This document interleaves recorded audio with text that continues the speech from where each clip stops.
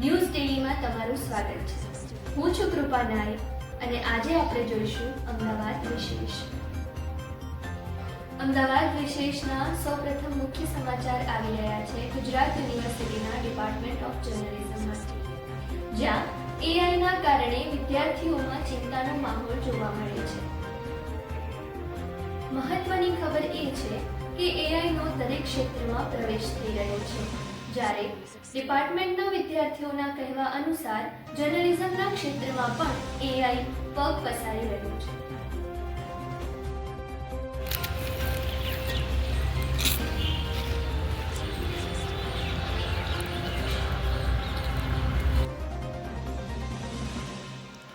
વિવિધ ક્ષેત્રમાં રોજગારને લઈને ચિંતાનો માહોલ દેખાય છે, જ્યારે વિદ્યાર્થીઓ જે જર્નલિઝમનો અભ્યાસ કરી રહ્યા છે તેઓ પણ પોતાના કરિયરને સંબંધિત ચિંતામાં છે।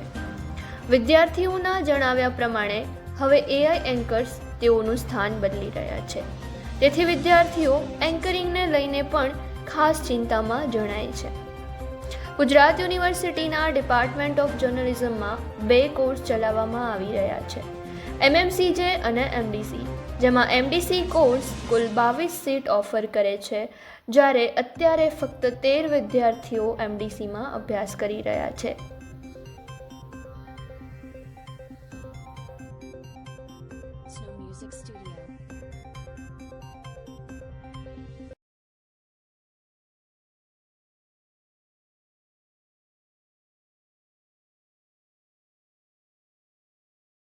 પત્રકારત્વના ક્ષેત્રમાં આટલી બધી જૂજ સીટો હોવા છતાં પણ વિદ્યાર્થીઓ એડમિશન નથી લઈ રહ્યા। ક્યાંક ને ક્યાંક એ દર્શાવી રહ્યું છે કે એઆઈના કારણે વિદ્યાર્થીઓ આ બાબતે ચિંતામાં હશે। આ મહત્વની ખબર પર આગળ વધતા પહેલા આપણે જોઈએ આજની મુખ્ય હેડલાઇન્સ।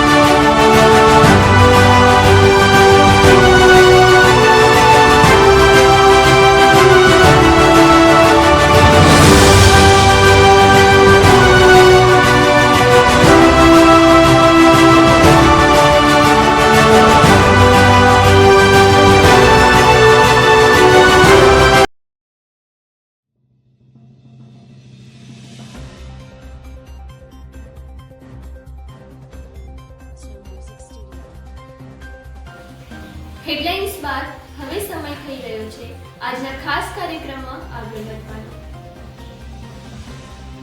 એઆઈ અને પત્રકારત્વના સંબંધ વિશે અમારા ખાસ કાર્યક્રમ મંતવ્ય ગુજરાતમાં જોડાયેલ એક્સપર્ટનું શું કહેવું છે, પહેલા તે સાંભળીએ।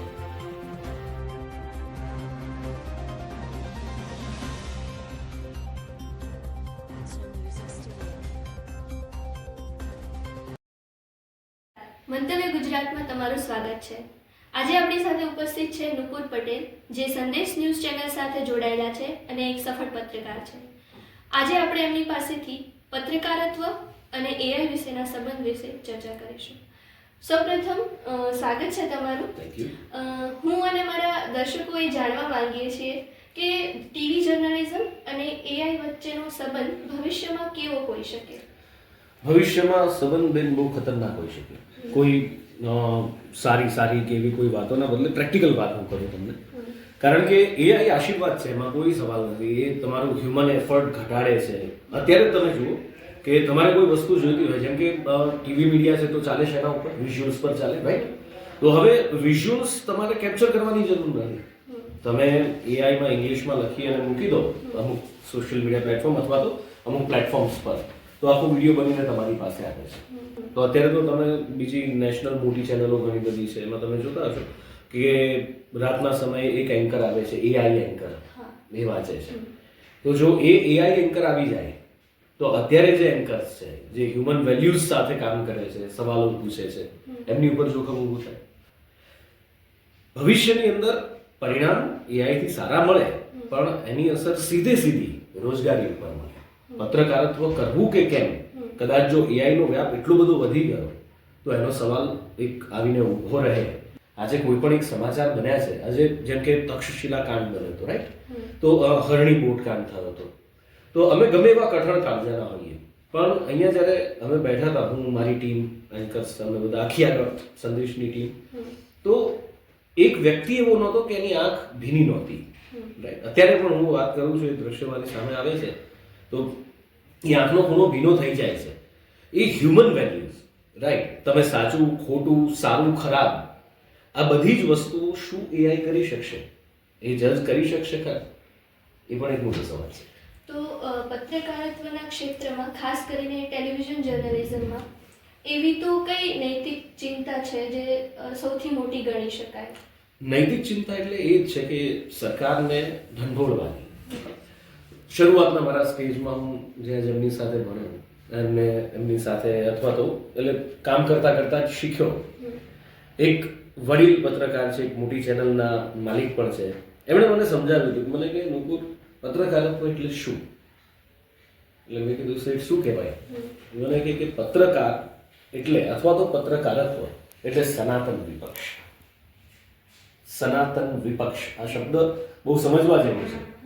એટલે હું નવો સમજાવ્યું નહીં, એટલે મેં કીધું સાહેબ થોડુંક સમજાવો ને, ખબર નહીં પડી કે જ્યારે વિપક્ષ એની ભૂમિકામાંથી ફેલ જાય ત્યારે ચોથો સ્તંભ, જ્યારે ત્રીજો સ્તંભ બનીને આવે, વિપક્ષની ભૂમિકા નિભાવે, એ મીડિયા છે. મીડિયાની જવાબદારી જે સાચું છે એ મૂકવાની છે. મીડિયાની જવાબદારી જે ખોટું થઈ રહ્યું છે એને ઉજાગર કરવાની છે. છેવાડાના માનવીનો અવાજ જો નથી પડઘાઈ રહ્યો તો એ ક્યાં જઈને વાત કરશે? કોર્ટમાં જવાની એને ખબર નથી કે કેવી રીતે જવાય, શું જવાય. કદાચ કોઈ આદિવાસી છે અથવા તો કોઈ એ રીતનો વ્યક્તિ છે કે જે ભણેલો ગણેલો નથી, તો ક્યાં જવું, શું કરવું? ત્યારે એનો અવાજ મીડિયા બને છે. નૈતિક જવાબદારી મીડિયાની છે, એક સનાતન વિપક્ષ તરીકેની. જ્યાં કોઈ અન્યાય થઈ રહ્યો છે, કંઈક ખોટું થઈ રહ્યું છે અથવા કંઈક ખૂટી રહ્યું છે, તો એ પૂરું કરવાની, એનો અવાજ ઉઠાવવાની જવાબદારી મીડિયાની છે. થોડાક સમયથી આપણે જોઈએ છીએ કે ડીપફેક વિડીયોનું ચલણ બહુ વધી ગયું છે. તો શું એઆઈના કારણે આ ડીપફેક વિડીયોના લીધે ટેલિવિઝન જર્નલિઝમ પર ક્રેડિબિલિટીનો પ્રશ્ન ઊભો થાય છે? ટેલિવિઝન જર્નલિઝમને ડીપફેક વિડીયો સાથે એટલું કોઈ લેવા દેવા નથી, કારણ કે હા, પેલા જે યુટ્યુબ ચેનલ જે ચલાવતા હોય, કદાચ કોઈ એવી રીતના મૂકી દેતા હોય. મોટામાં મોટું દેશની અંદર ઉદાહરણ રશ્મિકા મંદનાનું, રાઈટ? તો એમનો એક ડીપફેકનો વિડીયો આવ્યો હતો. તો એ ડીપફેક છે એ પર્દાફાશ ન્યૂઝ ચેનલોએ જ કર્યો, રાઈટ? કે આ ખોટું છે, આ વિડીયો ખોટો છે.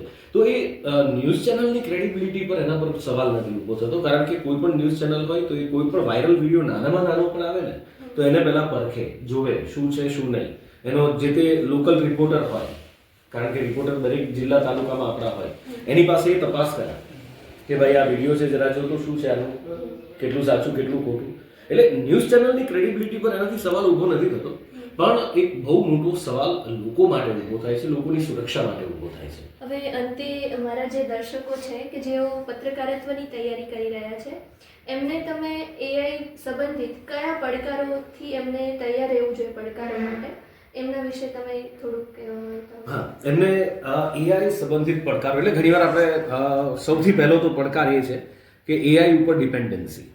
કારણ કે એક હ્યુમન ટેન્ડન્સી છે, એ કામ જેટલું સરળ થઈ જાય એટલું વધારે સારું. ઘણીવાર સ્ક્રિપ્ટ લખતા હોઈએ તો એમાં કદાચ તમે કોઈ કરતા હશો કે ક્યાંકથી સારું મળી જાય, કોપી કરી લીધું, ચોંટાડી દીધું, અથવા તો લખવાની આળસ આવે છે, ટાઈપ કરવાની આળસ આવે છે, ગૂગલ ટ્રાન્સલેટ કરી લીધું અને મૂકી દીધું. આ જ વસ્તુ સૌથી મોટી તકલીફ કરશે. એટલે ડિપેન્ડન્સી સિસ્ટમ ઉપર એટલે કે શું કહેવાય ટેકનોલોજી પરની એ ડિપેન્ડન્સી ઘટાડો, વિચાર શક્તિને ડેવલપ કરો. મેઘાણી સાહેબે જે કહ્યું ને, ઘટમાં ઘોડા થનગન અને આતમ વીંજે પાંખ, બસ એ રીતે ઘટમાં ઘોડા થનગનવા જોઈએ, આતમ પાંખ વીંજવી જોઈએ ને અણદીઠેલી ભૂમ પર યૌવનની આંખ મંડાવી જોઈએ. ખૂબ ખૂબ ધન્યવાદ આપનો. વધુ સમાચાર માટે જોતા રહો મંતવ્ય ગુજરાત.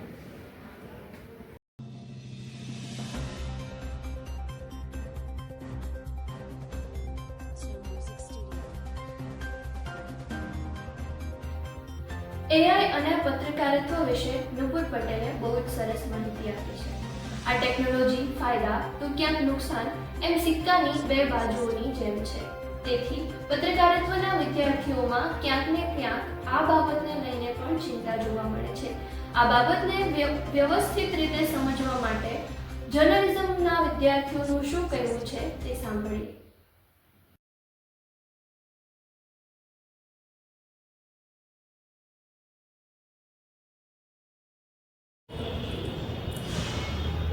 मेरा नाम श्रद्धा अग्रवाल है और मैं एमएमसीजी का कोर्स कर रही हूँ गुजरात यूनिवर्सिटी से.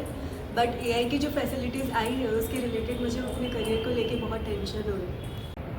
मुझे टेलीविज़न फिल्म में इंटरेस्ट है, इसीलिए मैंने यहाँ पे एडमिशन लिया था. बट जो एआई की वजह से जो एआई एंकर्स वगैरह आ रहे हैं उसकी वजह से यहाँ पे थोड़ी अपॉर्चुनिटीज़ कम है कि शायद मुझे वहाँ पे जाके नहीं मिलेगी अपॉर्चुनिटी. હેલો, મારું નામ ગોસાઈ શ્રદ્ધા છે. હાલ હું ગુજરાત યુનિવર્સિટીના માસ કોમ્યુનિકેશન અને જર્નલિઝમ ડિપાર્ટમેન્ટમાં માસ્ટર્સ કરી રહી છું. મારો ઇન્ટરેસ્ટ રેડિયોમાં છે, પણ આજકાલ જે પ્રમાણે એઆઈનો ઉપયોગ વધી રહ્યો છે એ પ્રમાણે મને લાગે છે કે એઆઈ ભવિષ્યમાં રેડિયોનું પણ આરજેનું પણ જગ્યા લઈ શકે છે. કેમ કે આપણે જ્યારે રેડિયો સાંભળી રહ્યા હોય છે તો આપણને ખબર નથી કે કોણ બોલી રહ્યું છે, તો એ આરજેની જગ્યાએ આર્ટિફિશિયલ ઇન્ટેલિજન્સ બી હોઈ શકે છે. તો હવે એના કારણે મને મારું કરિયર પણ વધારે ચિંતામાં લાગે છે અને મને લાગે છે કે મારે હવે બીજા પણ ફિલ્ડ્સ એક્સપ્લોર કરવા પડશે અને આ કોર્સ લેવા પાછળનો મારો ક્યાંક ને ક્યાંક હેતુ બદલાઈ રહ્યો છે એવું મને લાગે છે, આટલા બધા એઆઈના ઉપયોગ, વધારે પડતા ઉપયોગના કારણે. તો આ હતી આજની મુખ્ય ખબર. હવે અમદાવાદમાં 18 માર્ચના દિવસે વિશ્વ રિસાયકલિંગ દિવસ નિમિત્તે તૈયારીઓ શરૂ કરવામાં આવી છે. કચરો એ અમદાવાદ શહેરની સૌથી મોટી સમસ્યાઓમાંથી એક છે. આના નિવારણ માટે એએમસી કેવા પગલાં લે છે તે જોવું રહ્યું. અમદાવાદ શહેરમાં વપરાશ યોગ્ય પ્લાસ્ટિકની માંગ ખૂબ ઊંચી છે, ખાસ કરીને પેકેજિંગ અને શોપિંગ બેગ માટે. એએમસી દ્વારા સિંગલ યુઝ પ્લાસ્ટિક પર પ્રતિબંધ મૂકી કાયદેસર પગલાં પણ લેવાયા છે તથા એએમસી દ્વારા પ્લાસ્ટિક રિસાયકલિંગ અને જનજાગૃતિ અભિયાન પણ ચલાવાયું હતું. આ તો એ બાબત છે જે અત્યાર સુધી એએમસી કરી રહ્યું હતું. હવે આ વર્ષની મુખ્ય તૈયારીઓ કેવી છે એ 18 માર્ચના દિવસે ખબર પડશે.